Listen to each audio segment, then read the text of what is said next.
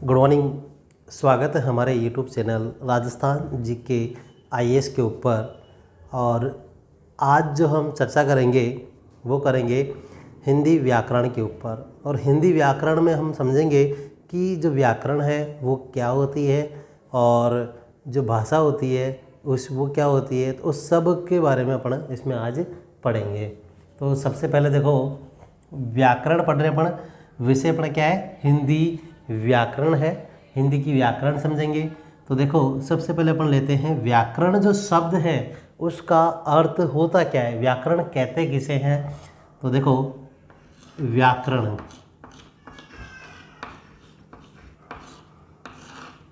अब व्याकरण क्या होता है, मतलब किसे कहते हैं व्याकरण। व्याकरण का मतलब होता है, देखो जब हम किसी भाषा को एक सही और शुद्ध तरीके से बोलने के लिए क्या होते हैं, कुछ नियम बने होते हैं और उन्हीं नियमों के संग्रह को हम क्या कहते हैं, व्याकरण कहते हैं। तो इसको समझ लो। देखो किसी भाषा को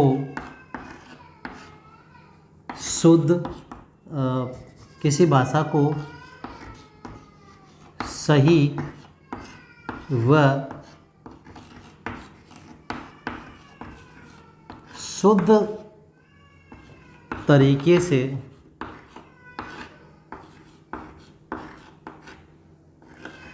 बोलने,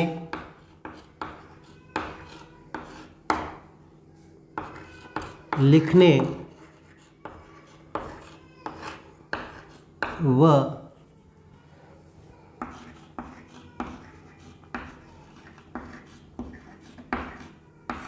समझने के लिए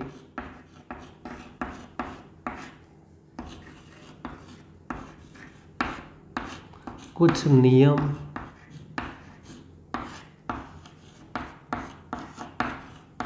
होते हैं,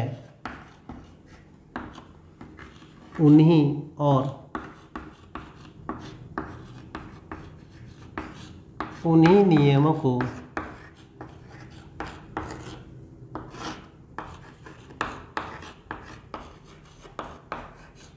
हम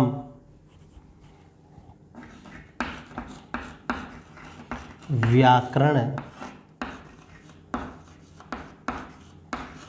कहते हैं। ठीक है, तो व्याकरण का मतलब होता है किसी भाषा को सही व शुद्ध तरीके से बोलने, लिखने व समझने के लिए कुछ नियम होते हैं और उन्हीं नियमों को हम क्या कहते हैं, व्याकरण कहते हैं। या अपन कहते हैं जो भाषा होती है उसको समझने के लिए, बोलने के लिए, समझने के लिए और लिखने के लिए कुछ नियम को संग्रहित किया जाता है और उसी को अपन व्याकरण कहते हैं। तो ये तो थी व्याकरण की परिभाषा। उसके बाद में देखो इसमें भाषा शब्द आया है। क्या शब्द आया है, भाषा। अब भाषा किसे कहते हैं, देखो यहाँ देखो इसमें एक भाषा शब्द आया है और जो भाषा शब्द है इसका शाब्दिक अर्थ क्या होता है, भाषा।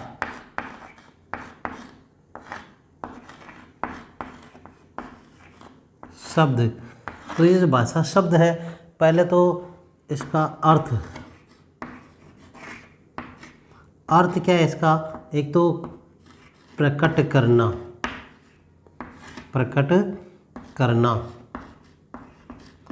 या अपन कह दें कहना, या अपन कह सकते हैं बताना। ये शब्द जो होते हैं, ये सभी अर्थ जो हैं भाषा शब्द के अर्थ हैं, प्रकट करना, कहना या फिर बताना। इसके अलावा जो भाषा शब्द है वो किस धातु से बना हुआ है, देखो धातु किस धातु से बना हुआ है, तो भास धातु से। किस धातु से बना हुआ है, भास धातु से बना हुआ है। और इसका अर्थ क्या होता है अर्थ? अर्थ होता है प्रकट करना। भास धातु है, उसका अर्थ क्या होता है? प्रकट करना। जो भाषा शब्द है इसकी धातु कौन सी है? भास, और इसका अर्थ क्या है? प्रकट करना। अब है भाषा के प्रकार। भाषा के प्रकार। अब भाषा जो है कितने प्रकार की होती है? 3 प्रकार की होती है। पहले तो है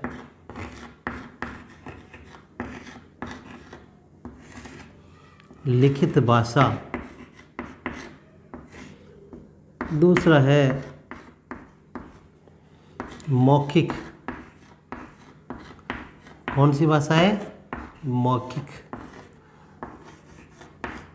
भाषा। और तीसरी जो है वो है आपके सांकेतिक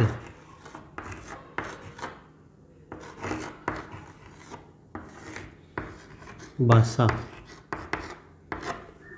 तो भाषा के 3 प्रकार हो गए, लिखित भाषा, मौखिक भाषा और एक होती है सांकेतिक भाषा। अब लिखित भाषा क्या होती है? लिखित भाषा का मतलब होता है, देखो शॉर्ट में लिख रहा हूँ मैं आपको, इसमें सबके अंदर यही लिखना है, मन के, या अपन लिख दें अपने मन के भावों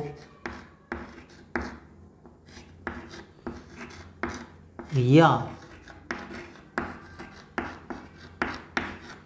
विचारों को, अपने मन के भावों या विचारों को लिखकर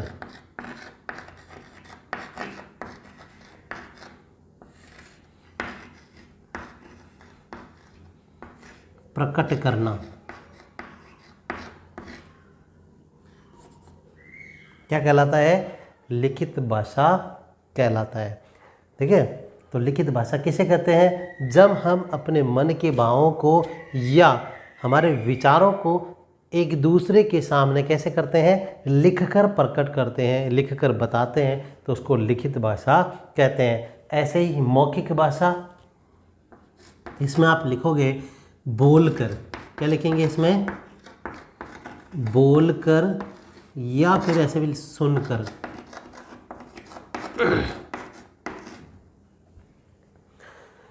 अपन इसमें कैसे लिखेंगे? जब व्यक्ति अपने मन के भावों को या विचारों को बोलकर या फिर किसी दूसरे से सुनकर क्या किया जाता है? प्रकट करता है अपने विचारों को, तो उसको कहते हैं मौखिक भाषा। ऐसे ही सांकेतिक भाषा का मतलब होता है संकेतों से समझाना। संकेतों द्वारा, शॉर्ट में लिख देता हूँ मैं आपको यहाँ पे। देखो, सांकेतिक भाषा का मतलब है जब हम अपने किसी विचारों को या भावों को दूसरों के सामने क्या करते हैं? संकेतों के माध्यम से प्रकट करते हैं, तो उसको अपन कहते हैं सांकेतिक भाषा कहते हैं। अब जब हम भाषा पढ़ रहे हैं तो आपको और चीज़ इसके बारे में ध्यान होना चाहिए कि हमारी जो राष्ट्रीय भाषा है, राष्ट्र भाषा जो है वो कौन सी है? हिंदी है। और इसकी लिपि जो है वह है देवनागरी। तो मैं यहाँ लिख देता हूँ इसको, राष्ट्रभाषा। राष्ट्रभाषा कौन सी है? हिंदी। और इसकी लिपि कौन सी है? लिपि है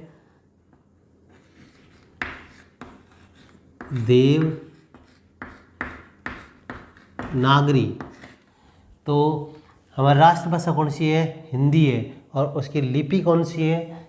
देवनागरी। ऐसे ही अंग्रेजी जो भाषा है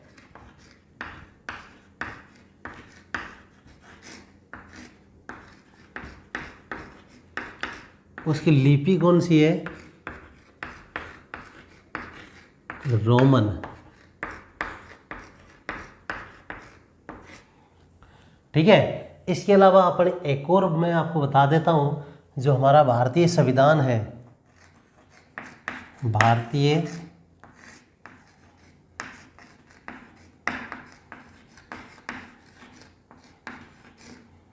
संविधान, इसमें कितनी भाषाओं का उल्लेख है?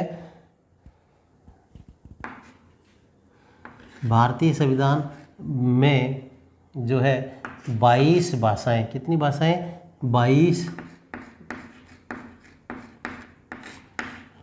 भाषाएं। जो 22 भाषा है उनका उल्लेख किया गया है। ठीक है, 22 भाषाओं का उल्लेख है किसमें? भारतीय संविधान के अंतर्गत। देखो, अब अपन करेंगे अभ्यास प्रश्न। अभ्यास प्रश्नों में आपको सही विकल्प पर सही का निशान लगाना है। तो देखो, पहला जो है प्रश्न क्या है? हमारी राष्ट्रभाषा है, तो हमारी राष्ट्रभाषा कौन सी है?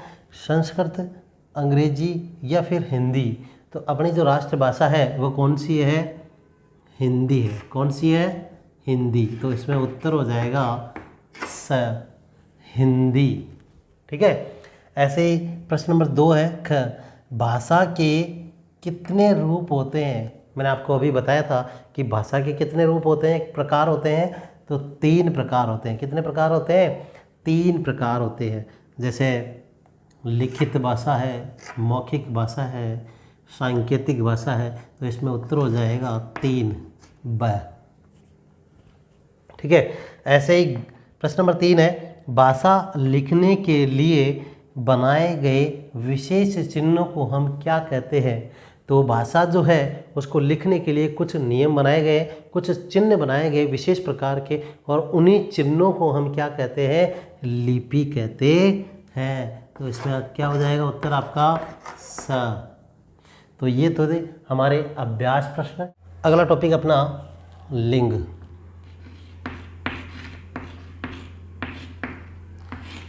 अब देखो, लिंग किसे कहते हैं?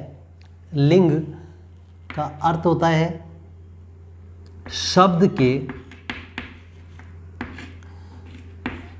देखो शब्द के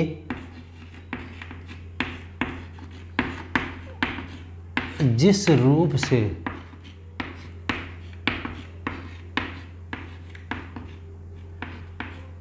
स्त्री या पुरुष होने का बोध होता है,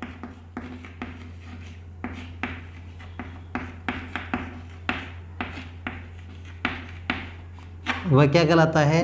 लिंग कहलाता है।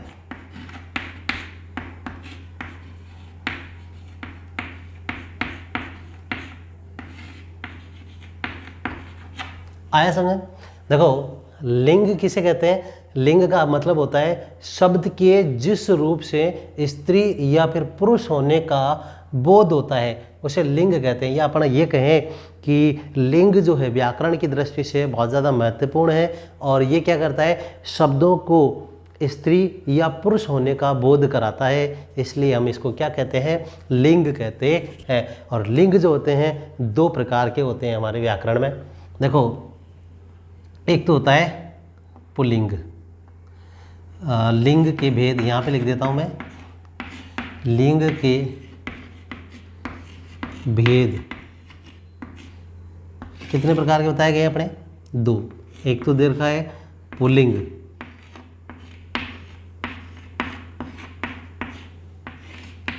और दूसरा दे रखा है अपना स्त्रीलिंग।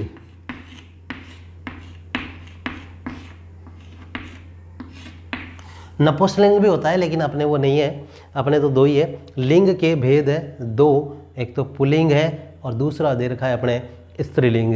तो पुल्लिंग और स्त्रीलिंग में क्या अंतर है? देखो, पुल्लिंग तो क्या होता है? जिन शब्दों का हमें पुरुष होने का बोध होता है, जिन शब्दों से, ये लिख देता हूँ यहाँ पे, जिन शब्दों से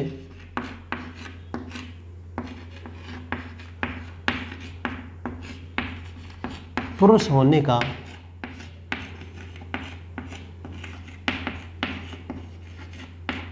बोध होता है।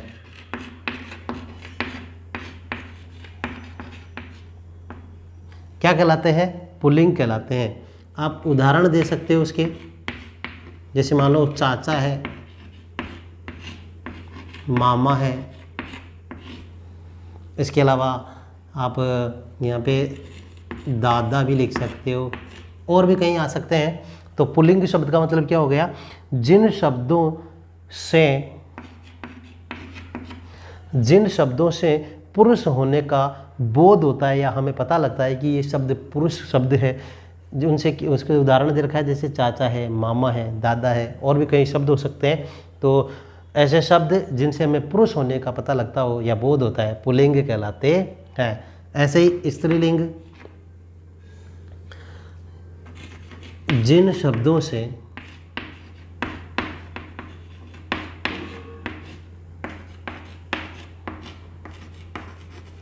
स्त्री होने का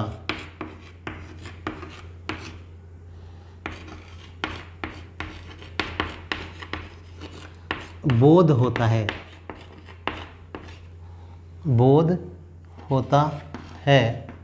वो शब्द स्त्रीलिंग शब्द कहलाते हैं।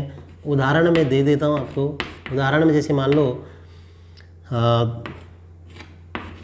चाची, नानी, दादी, रानी, गाय, और भी बहुत सारे हो सकते हैं। तो स्त्रीलिंग शब्द इसका मतलब समझ में आया? जिन शब्दों से हमें स्त्री होने का बोध होता है या स्त्री होने का पता लगता है कि वे स्त्री है, वो शब्द क्या कहलाते हैं? स्त्रीलिंग शब्द कहलाते। और इसके उदाहरण है चाची, नानी, दादी, गाय, और भी कहीं हो सकते हैं। ऐसे ही जैसे लिंग, ये है सजीव, कौन से थे? ये तो सजीव है। ऐसे ही हम निर्जीव के अंदर भी अंतर कर सकते हैं, या जिसमें जीवन नहीं पाया जाता हो वो निर्जीव कहलाते हैं। तो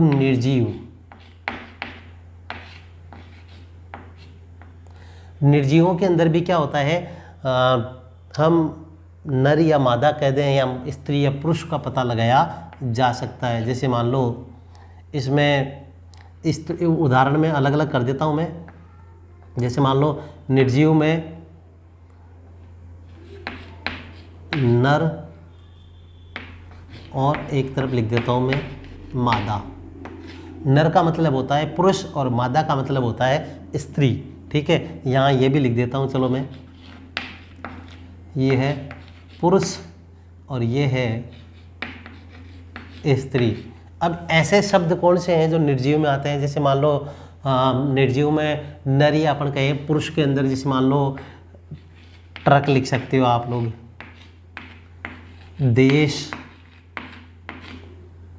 देश लिख सकते हो, राज्य, है ना। ऐसे ही मादा में लिख सकते हैं अपन, जैसे मान लो, और इसमें क्या लिख सकते हैं मादा में? जैसे बस